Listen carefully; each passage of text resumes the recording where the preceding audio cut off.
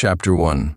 After my girlfriend, Victoria Fairchild, returned from a month-long business trip with Julian Hayes, her old flame, she noticed I had changed. When she helped Julian snatch my project, I no longer threatened to quit in anger. Instead, I bent over backwards, diligently helping him write the proposal. When she destroyed the design I'd painstakingly completed so Julian could get the year-end bonus, I didn't try to prove my case anymore.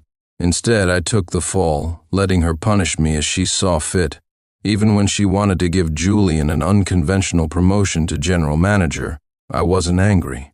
I even voluntarily offered up all my shares in the company for her to distribute freely. Victoria wondered why I had suddenly become so obedient. Julian was smug. "It must be your cold shoulder treatment working," he told her. "See, didn't I tell you? Let him experience losing you once, and he'll behave." It dawned on Victoria. Smiling, she praised my newfound sensibility, promised me a promotion, and, unprecedentedly, told me I could propose to her. But she seemed to have forgotten that during our silent treatment period, she had already signed my resignation agreement, and I had already broken up with her. From then on, it was a clean break. We had nothing more to do with each other. "This project proposal is urgent. Finish it before the end of the day," Victoria Fairchild stated coldly, tossed a thick stack of files heavily onto my desk, and turned to leave. Once her figure disappeared around the corner, my colleagues swarmed around my desk, chattering. "Honest, aren't these Julian Hayes' projects? On his projects are the toughest demanding requirements, hard to find data. Forget finishing by tonight, you might not even finish by tomorrow evening. Victoria is way too biased towards him. He doesn't do his own projects, just dumps them on others."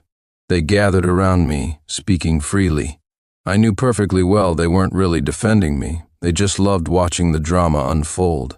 Everyone knew that the president, Victoria Fairchild, was my girlfriend, yet she heavily favored my arch-nemesis, Julian Hayes. Not only had she unconventionally promoted Julian to project department manager, but she had also handed him a multi-million-dollar project that I had spent a month securing and over another month bringing close to completion. When I objected, Victoria held a public vote to decide the project's ownership. These same colleagues, while pretending to sympathize with me, unanimously voted for Julian. Afterward, they explained it away, claiming they bowed to Victoria's pressure and asked me to look after the new colleague. Similar incidents happened many times after that. My colleagues were still feigning indignation on my behalf. This time, however, instead of storming into Victoria's office to confront her as I used to, I calmly accepted the project files. Seeing this, several colleagues stared wide-eyed, about to say more. But just then Victoria walked down from upstairs. They immediately clammed up and scurried back to their desks. Victoria seemed to be in a good mood and ignored their furtive movements. She instructed me to leave the completed proposal on her desk. Seeing me nod, she clicked away on her high heels without a backward glance. She wore exquisite makeup and a skirt that ended just at her knees. It didn't take a genius to figure out she was heading out to meet Julian. It had been like this for years. It started when I found chat logs of Victoria and Julian wishing each other good night. When I couldn't help but question her, Victoria accused me of being petty. In a fit of anger, she controversially hired Julian into the company. To punish my suspicion, she deliberately favored Julian, taking him to various social events. She even publicly served him food and wiped his mouth at a company dinner. If I got angry, she gave me the silent treatment. If I apologized, she seized the opportunity, rallying colleagues to lecture me, all agreeing that I, as a man, wasn't magnanimous enough. For a long time, I constantly reflected, wondering if my own lack of broad-mindedness had led to this situation. It wasn't until later, when I accidentally discovered Julian was her white moonlight, the idealized crush from her past, that I finally understood. She was merely using the guise of desensitizing me from my jealousy to openly maintain lingering ties with her old flame. Even if I hadn't seen those chat logs back then, Victoria would have found another excuse to be with Julian. After they returned from their business trip together recently, which was clearly a vacation, though they still frequently went out for meals, drinks, and sports as before, I could sense a subtle shift in their relationship. Fortunately, I no longer cared. A 5-year relationship had reached its end. This farce had to stop. By the time I finished the proposal, the office was empty except for me. I opened my phone and saw Julian had posted several updates to his social media feed. The background was a restaurant. A romantic candlelight dinner sat on the table before them. Victoria elegantly held a knife and fork, cutting Julian's steak for him. The caption read, "Steak cut by the hands of a female president must taste exceptionally good." In the comments, many colleagues praised how sweet they looked. Julian bantered back, further boasting that Victoria, who usually didn't drink, had drunk half a bottle of red wine specifically to celebrate his project's success. The comments section grew even more feverish with speculation. Victoria didn't explain, only replying, as it should be. Someone unaware of the situation asked when they could expect wedding bells. Victoria replied with 3 dots, while Julian posted a cheeky emoji. Unlike before, I didn't get angry about their ambiguous relationship or call Victoria, only to be reprimanded. Instead, I sent her a message informing her the proposal was done, placed the file in her office, and drove home. Back home, I saw a message notification from Victoria. "Sincere, this is Julian. Thanks for your hard work on the project. I'll treat you to dinner sometime." Victoria was always glued to her phone. She'd get furious if I even picked it up to check the time, accusing me of invading her privacy. Yet now she had handed it over to Julian, letting him read our chats and reply to my messages. I let out a short, derisive laugh. Different status in her heart, different treatment indeed. However, I felt unusually calm. Things that used to feel world-shattering now seemed trivial. Feelings change, but hard work never betrays you. I pulled up my calendar and checked the date. Not long ago, while Victoria and Julian were away on their business trip vacation, I had submitted my resignation. As expected, when she was with Julian, her attention was solely on him. She approved it without a second glance. Now, I just had to wait 3 days for the handover to be complete, and I could leave for good. Thinking for a moment, I made a call to my former advisor at the Research Institute abroad, Professor Alistair Finch. I had joined the institute as an outstanding graduate right after university, enjoying excellent benefits. But when Victoria mentioned needing help starting her company, I resigned without hesitation. Professor Finch tried repeatedly to dissuade me, but I resolutely returned to the country to help her build everything from scratch. Looking back now, I realized how foolish I'd been. When the call connected, I explained my intentions. Expecting a lecture, I was surprised when the professor sighed, telling me he already knew about my situation and had been thinking about asking me back for a while. But this time, "Sincere, have you really thought it through?" I nodded. "I have. The resignation is all processed." "Resignation? What resignation?" An exclamation came from behind me. I turned to see Victoria pushing the door open and walking in. "2." I glanced down. Professor Finch had already ended the call. I naturally turned off my phone screen. And a friend, planning to resign from their company. Victoria frowned, suspicious. "What friend discusses work with you this late?" As I pondered how to explain, her phone pinged. It was a message from Julian, saying he'd encountered a small stray cat on his way home and had gone out of his way to buy it a sausage from a store. A smile involuntarily touched Victoria's lips. Seemingly remembering I was still there, Victoria suppressed her smile and addressed me perfunctorily. To spend less time chatting about negative things with friends. Use that time to understand the project better. Her cold tone was completely different from how she'd reacted to Julian's message. I didn't argue back that the project had already been given to Julian. Victoria ignored me, smiling as she texted back while heading to her room. Soon her bright laughter echoed from within. She had completely forgotten that over the years I spent by her side, Working day and night, I had lost touch with all my friends. But perhaps it was for the best. It saved me the trouble of arguing with her. I returned to the small study converted from a storage room and took out the English materials I hadn't finished reading. After 5 years, the research focus at the Institute had shifted. To return, even with Professor Finch's help, my own skills needed to be sharp.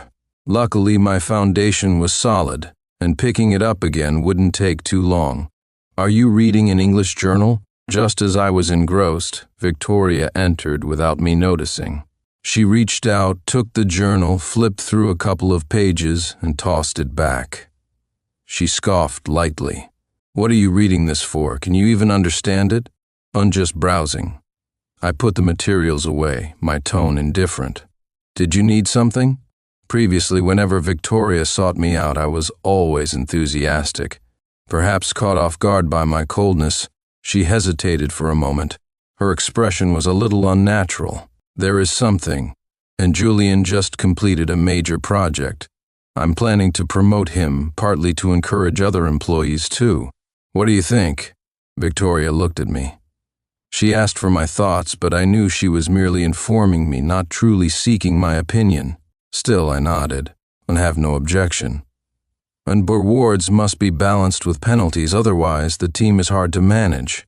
You haven't completed a project in a long time, so I was thinking of temporarily transferring you to an entry-level position.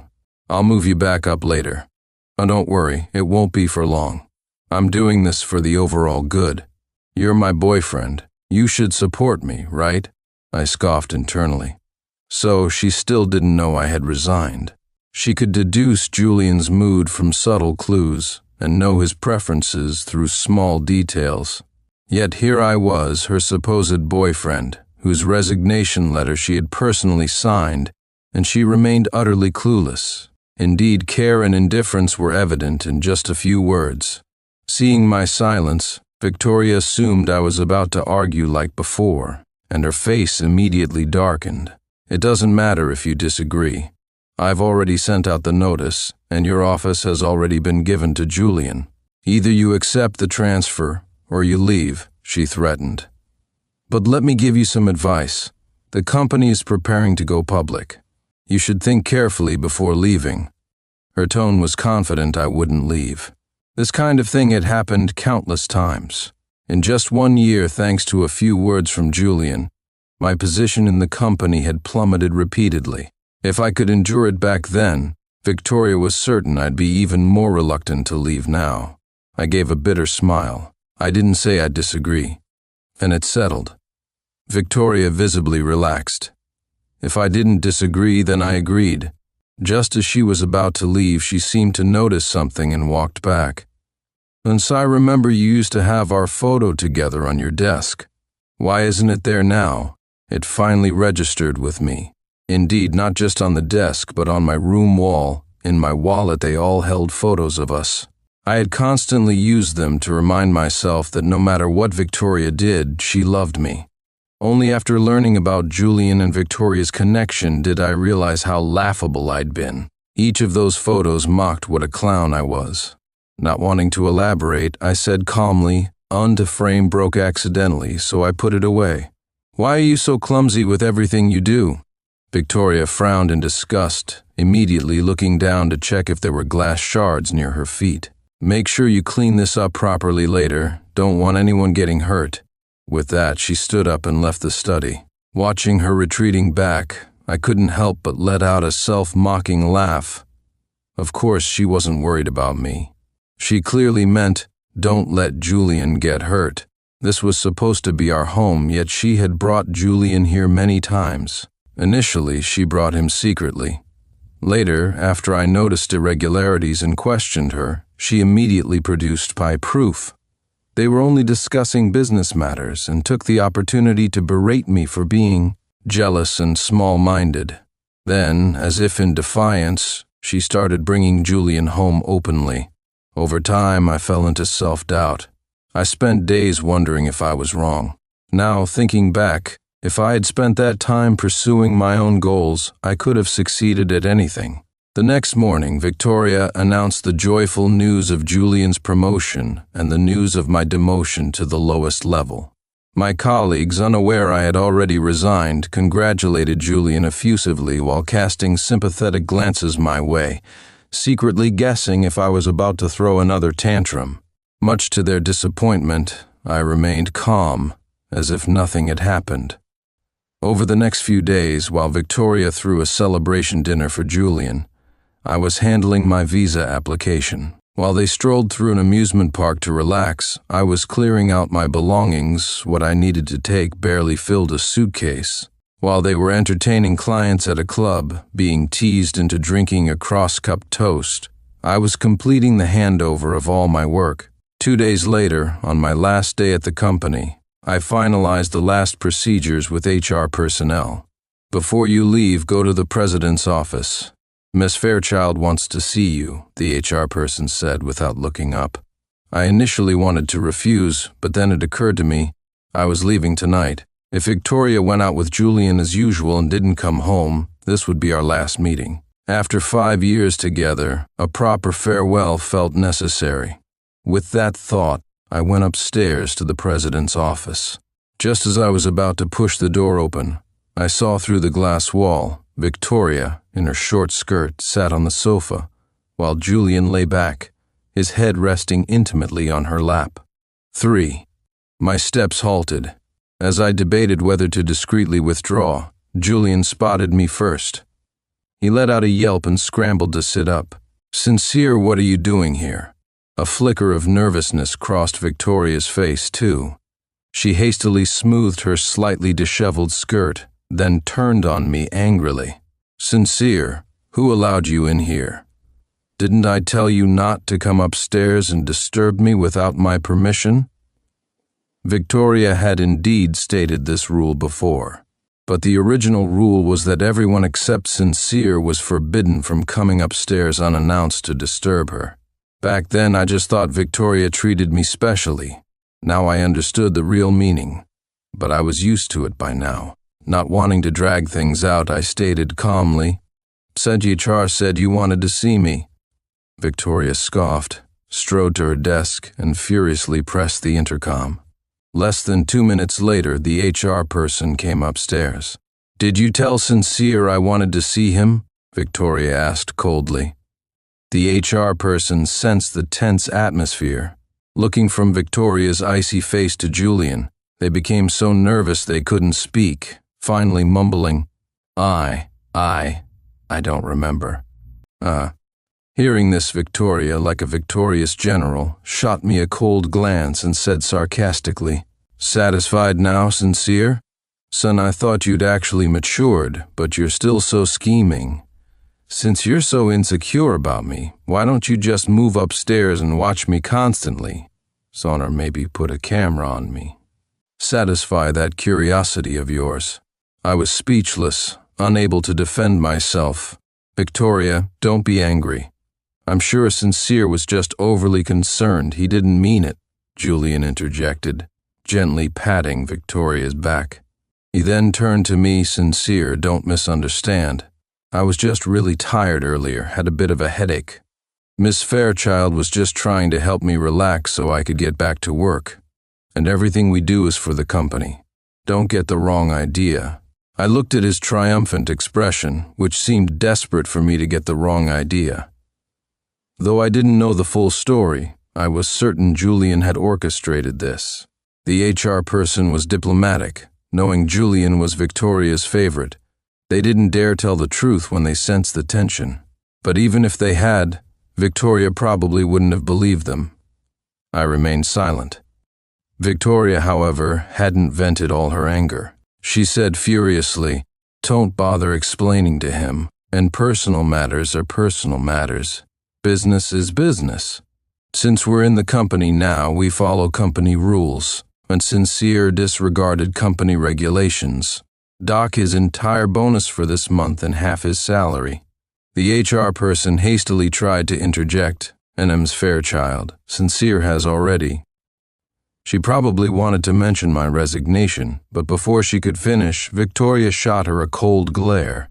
"I don't want to hear any excuses from him. Do as I say." The HR person didn't dare say more and turned to go downstairs. I thought for a moment and prepared to leave too, but then Victoria suddenly stopped me. Perhaps having vented her anger, she seemed calmer now. She said earnestly, "Sincere, I'm not deliberately targeting you, but these are the regulations I established. If I don't penalize you, it will be hard to command respect later." Beside her, Julian nodded in agreement. "Exactly, Sincere. Next time, if you're unsure about something, you should ask Miss Fairchild first. Or really, you could ask me too." Hearing him, Victoria nodded approvingly. "Julian is completely dedicated to the company. He knows more about company matters than anyone." She then shot me another glare. "Not like you. What else do you do besides getting jealous all day? Can't you learn a thing or two from Julian?" "Learn what? Learn how to deliberately interfere in someone else's relationship? Or learn how to steal credit and sabotage others?" I scoffed inwardly, but couldn't be bothered to expose him. Seeing my silence, Victoria thought I'd acknowledged my mistake. She took a couple of steps towards me, adjusted my collar, which wasn't even messy, and said earnestly, "I know what all this fuss is about, and frankly, I'm very disappointed in you. But I have to admit, since I came back this time, you have become much more sensible. As a reward, let's go take wedding photos tomorrow. We can put marriage on the agenda, but don't get too cocky. Marriage is just marriage?" Before she could finish, I let out a soft laugh. I pushed her hand away. I placed the prepared resignation form in front of her. "But we've already broken up. Besides, I've also resigned. From now on, we have nothing to do with each other anymore." Chapter. Julian's eyes lit up for a second. A triumphant smile briefly touched his lips. Though he quickly composed himself, I saw it clearly. "Sincere, that's going a bit too far. After all, you two." "All right, Julian, you can leave now." Before Julian could finish, Victoria cut him off calmly. The rest of Julian's words caught in his throat. He put on a show of urging Victoria not to be angry and to talk things through properly, then reluctantly went downstairs. After he left, Victoria glared at me coldly. "Sincere, are you pushing your luck? I've agreed to marry you. What more do you want? And take back what you said about breaking up. And I'm not signing that resignation form. Tear it up now, and I'll pretend I never saw it." Seeing Victoria's confident expression, I found it both laughable and pathetic. I knew her behavior was partly due to my past tolerance. This had happened many times before. Whenever Victoria offered an olive branch, I would meekly accept it, continuing our facade of a loving relationship. I had hoped to maintain our bond through peace, forgetting that constant spinelessness only emboldened her to push further. She paid close attention to Julian's every move, but ignored everything about me. To this day, she still didn't know she had already signed my resignation form. I chuckled softly and held the resignation form right in front of her eyes. "But you already signed it. All the procedures and handover are complete. I can leave today." Victoria initially looked dismissive, but when her eyes fell on her signature on the form, her expression changed. "Sincere, did you forge my signature?" Her accusation made me laugh. "So signed it yourself?" "Impossible. How could I not remember signing this?" "Sincere, do you realize that forging a signature is against the law?" "If I wanted to pursue this, I could call the police." She took out her phone, pretending she was about to dial 911. This was her trump card. Whether it was about Julian or other issues, whenever things escalated at the company, she would threaten me with the police. She thought I was afraid of the police getting involved. She didn't know that back when the company was small and trust was fragile, I feared that involving the police would cause panic and damage the company's credibility. Besides, back then, I loved her and didn't want to reach a point of no return over such matters, so I chose to back down. But now, I was leaving. We had broken up. What did I have left to fear? "Fine, then call the police."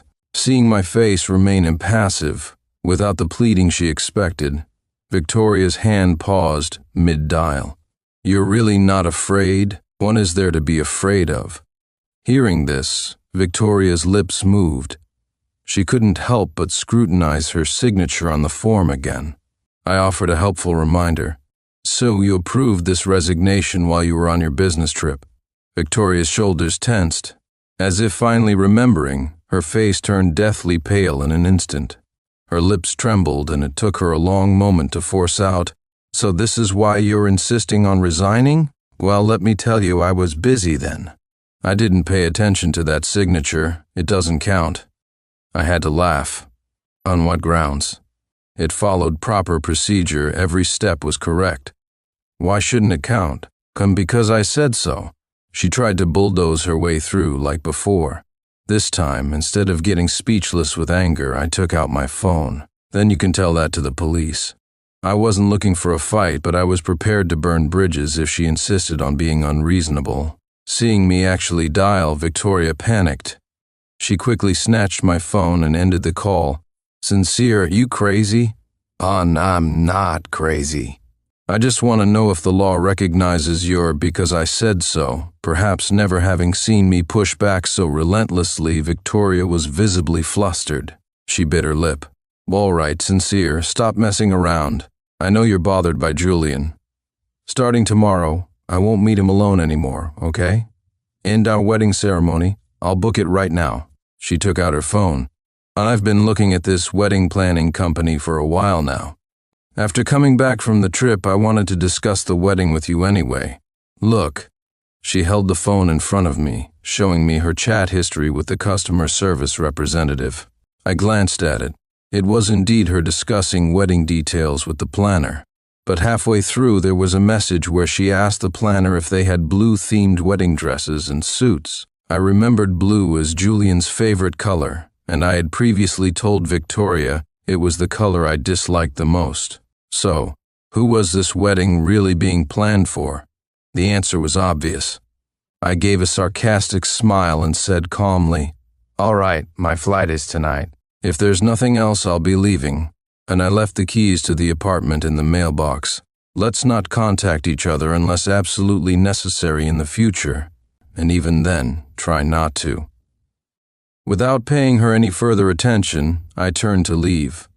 Just as I opened the office door, Julian, who had been eavesdropping outside, stumbled forward into the room. "Sorry, Victoria. I was worried you two might be arguing because of me, so I—" He looked helpless, his expression aggrieved. "Sincere, I overheard you saying you're leaving because of me. Please don't do that. Victoria loves you very much. She can't live without you. I apologize. I'll leave the company today, all right?" He made a show of grabbing a blank piece of A4 paper from Victoria's desk, pretending to write a resignation letter. Watching his over-the-top performance, I found it comical. But typically, Victoria couldn't see through it. She anxiously snatched the paper and pen from Julian's hand, declaring righteously, "'Tis has nothing to do with you, you're innocent. If anyone should leave, it shouldn't be you. But if Sincere leaves, what will happen to the company?" Julian feigned concern. "I refuse to believe the company can't function without Sincere Clark." Victoria shot me a cold look. Perhaps spurred on by Julian's offer to leave, she now showed no intention of holding me back. She spoke to me coldly. "Sincere, think carefully. The company will carry on just fine without you. But once you leave, you might not find another boss who treats you as well as I have. As if you want to leave, I won't stop you." Before she could finish, I strode out of the office. Victoria's furious voice followed me. "Sincere, don't you regret this?"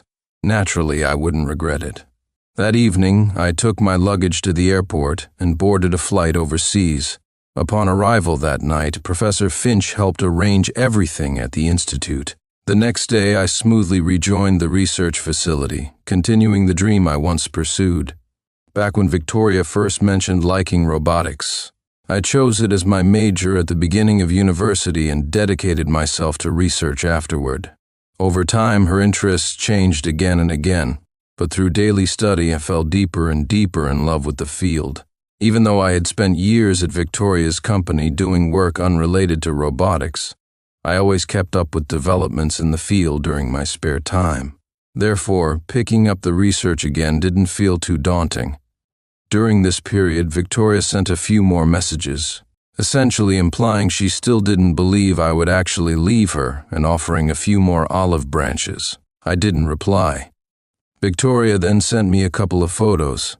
It was Julian's transfer notice, and I've investigated. It wasn't me who approved your resignation. It was Julian who made an operational error and approved it. But he didn't know the applicant was you. I've transferred him to logistics now. You won't touch company operations again. You've sulked long enough, haven't you? Soon after, Julian also sent me a long apology message via text. It was lengthy and seemed sincere, but I could still see it was a message with a hidden meaning. Carefully crafted sentences contained subtle mockery directed at me. Clearly, Victoria had demanded he write it, and Victoria had forwarded it without even reading it herself. Previously, the slightest thing I did would make Victoria suspect I was targeting Julian. Now Julian was openly insulting me, and Victoria turned a blind eye. I scoffed, unsurprised and unwilling to waste my precious time on them any further. I deleted his contact directly. I thought the matter was over, but then one night, Victoria suddenly initiated a video call. 6. On screen, her previous confidence was gone, replaced by a haggard look. Even her voice sounded weary. Sincere, can we stop messing around? It's been so long. Let's make up, all right? Hearing her almost subservient tones startled me slightly. Simultaneously, I found it amusing. Even now, she still thought I was just messing around with her. I didn't stop you from leaving because I didn't care. It was because I knew you needed a break, some time to yourself. Sincere, we've been together for 5 years. Are you really willing to end it just like this? Before I could speak, her tone softened. Let's not talk about unhappy things. Come back tomorrow. I actually have a surprise for you. On something you've been dreaming about for years. I wanted to wait until you returned, but I'm too impatient. Let me give you a sneak peek. With that, Victoria moved the camera slightly. It revealed a room lavishly decorated with vast swaths of tulips. She smiled, holding up a ring box and waved it in front of the camera. You always complained I wouldn't marry you, right? This time when you come back, I'll propose to you. The flowers are white tulips, your favorite. The ring is a DR, the kind you can only customize once per person. I've even invited reporters. I plan to put the proposal video online. So no, it's rare for a woman to propose to a man, but isn't this all to coax you? You should be able to feel my sincerity now, right? Victoria chattered on endlessly. I looked at the large clusters of vibrant tulips behind her. This time she remembered correctly, tulips were my favorite flower, but white tulips symbolize pure, flawless love. Seeing them now, I only felt irony. I'm not planning on coming back, I told her calmly. Not planning on coming back? Victoria paused, then sighed. I knew it. You're still angry. Fine then. I'll come find you. We'll have the proposal ceremony abroad.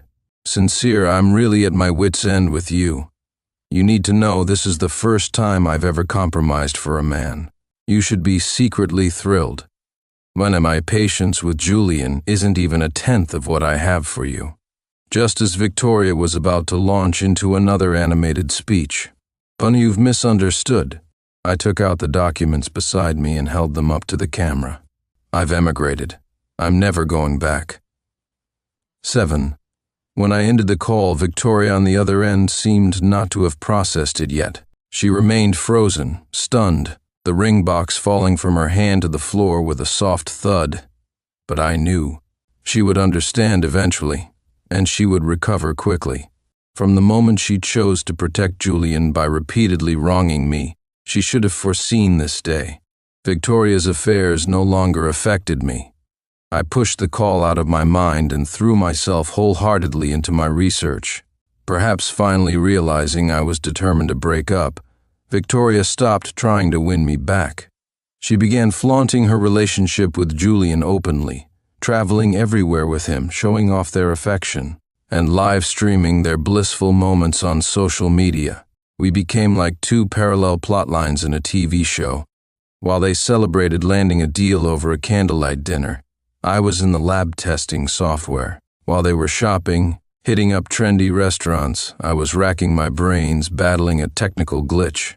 While they were out entertaining, getting drunk, announcing their relationship on social media, and accepting everyone's blessings, I had a flash of insight, finding a novel approach to a problem. A month later, hard work paid off. We finally overcame the long-standing challenge of enabling robots to autonomously maintain balance in dynamic environments.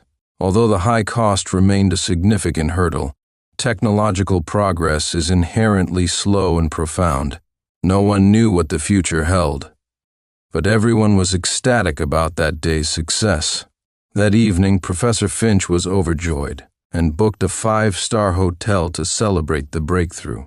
After several rounds of drinks, his face was flushed, and he gripped my hand, rambling on, lamenting my abrupt departure years ago.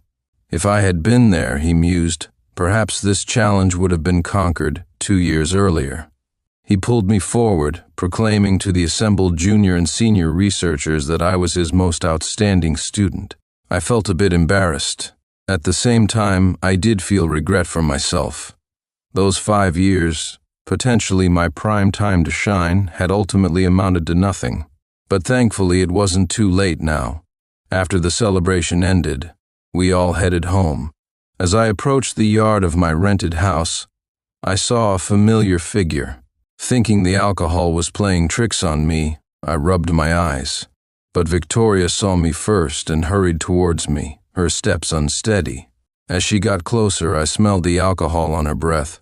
She seemed to have drunk quite a lot. I frowned slightly. She stopped less than a meter away from me and seemed to have gained some weight. Strange. She had never paid attention to my appearance before. Under the streetlight, I saw her eyes were slightly red. I smiled faintly. No worries, eating well, sleeping well. Naturally put on some weight. I used to be quite thin. At 182 centimeters tall, I weighed just over 100 lbs. Between taking care of Victoria and simmering with resentment over her favoritism towards other men, I couldn't eat properly and developed mild anorexia. Only after coming abroad and recovering over time did I return to a normal weight level. "What are you doing here?" I looked at her calmly, as if seeing a stranger. Victoria seemed to sense it too. She bit her lip. "Sincere, Julian and I broke up, and I've thought it over. I'm willing to give up everything and come abroad with you." 8. I know you're still angry with me, but I realize I was wrong. I'll figure out how to deal with the company back home, and then we can forget everything and start over. I looked at her determined expression and found it amusing. Are you figuring out how to deal with it, or is the company already about to declare bankruptcy and liquidate? Although I hadn't been following Victoria's affairs, a former colleague I was still friends with occasionally messaged me with updates. She told me that not long after I left, a project Julian was responsible for ran into serious problems, resulting in a massive compensation payout. Victoria and Julian had spent considerable effort pleading with the client. Eventually worn down, the client agreed to give them one more chance, demanding the project be redone. That coincided with the time Victoria had video called me. I only learned about this later. I wasn't sure if her apology then was genuine or just another attempt to use me by pretending to reconcile. But it didn't matter anymore.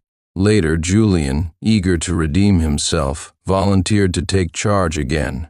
Victoria gave him another chance. However, the project ended in a severe incident upon completion. Millions of users' data were leaked. Victoria not only had to compensate the client but also the affected users. The total damages amounted to at least tens of millions of dollars. It meant years of her hard work were about to be wiped out. Seemingly shocked that I knew about this, Victoria stared at me, stunned. Her lips trembled, and large tears rolled down her pale cheeks. "I'm sorry, Sincere. I was wrong. I should have listened to you back then. Don't push me away again. Let me stay by your side. Let's start over, please." With that, Victoria suddenly dropped to her knees before me with a thud. In the past, I would have been unable to bear it and would have done anything to help her. But now I felt a profound calmness, as if I were merely an outsider. Perhaps sensing my reaction, Victoria didn't back down. She rolled up her sleeve, revealing stark scars on her fair arm. I recognized them too. The scars formed my name, Sincere. Sincere, I admit I wronged you. But after you left, I suffered too. And every night, seeing the empty room, I couldn't stop thinking about you. Every time I thought of you, I'd carve your name onto my arm. Then I only got together with Julian to provoke you, to make you come back. The person I love has always been you. I never thought about breaking up with you, and I never imagined you wouldn't actually come back. I regret it now. I really, really regret it." Victoria wept uncontrollably, clinging tightly to my leg as if afraid I would suddenly disappear. "Curse me, hit me. I deserve it all. I'm willing to endure it. But please don't leave me again, okay?" I was about to push her away, but then, changing my mind, I had another idea. "All right, but I need you to agree to one condition." 9. "What condition?" Victoria grasped at the lifeline, her eyes brightening. I took out my phone, dialed 911 and handed it to her. "See, I have proof that Julian embezzled company funds, evidence of his economic crimes within the company. Call the police now. Make him pay the price he deserves." Hearing this, Victoria froze. "If we get back together, the company becomes our joint asset, protecting our legitimate rights and interests. There should be no hesitation." I pressed the phone into her hand. Victoria hesitated, not pressing the call button. "Sincere, Julian is still young. He worked hard for the company, even if he didn't make huge contributions. And what about me?" I looked at her mockingly. "Own to wrongs I suffered back then, the losses. Are they just forgotten? Besides, with him running free out there, how can I be sure you two have truly severed ties? And if you send him to prison, I'll be able to be with you without any lingering worries." I whispered close to her ear, like a demon's temptation. Victoria's eyes widened as she looked at me, my words seemingly giving her courage.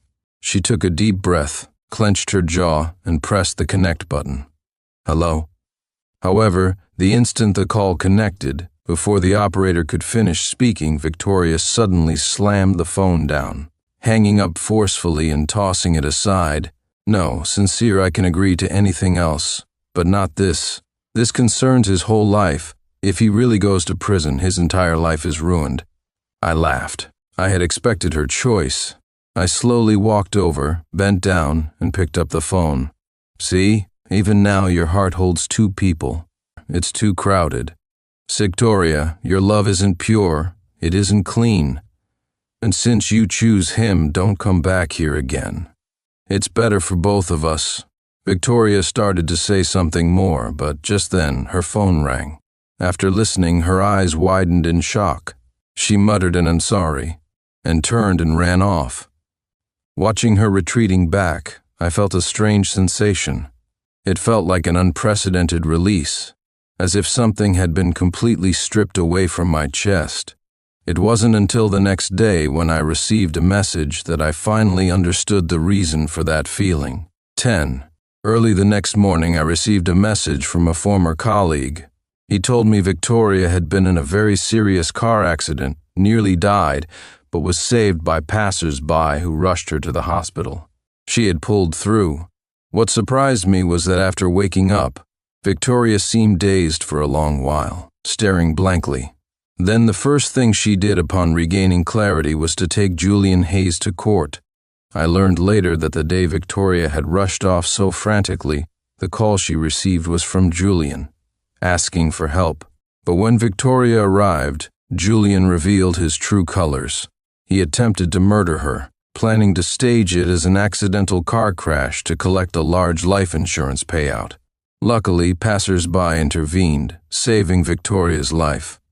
I believe that this time she finally saw Julian for who he truly was.